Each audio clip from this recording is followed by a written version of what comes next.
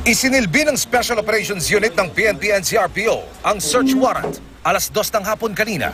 Ang area Volante 2, Barangay Pinagbuhatan, Pasig City.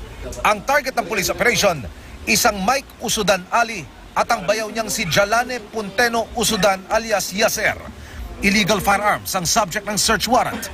May nakuwang armas sa mga pulis, isang pistola at ilang bala. At sa pagpapatuloy ng search, ilang sachet ng hininalang shabu ang umano'y nakuha sa police operation na ito. Arestado si Jalane pero sinasabing nakalusot sa police operation si Mike. Ayon sa pulisya, kilala ring tulak ng shabu sa lugar si Mike. Ito yung mga report sa atin nalatanggap natin regarding yung proliferation pa rin ng pagbibenta ng baril na walang lisensya at the same time, pati na rin yung drugs. Itinanggi ng suspect ang bintang.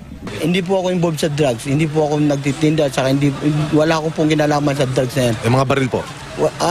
May baril po ako isa lang. Nagbebenta po kayo? May lisensya po yun. Nagbebenta po kayo? Hindi po. Emil Sumangil, Nakatutok, 24 Oras.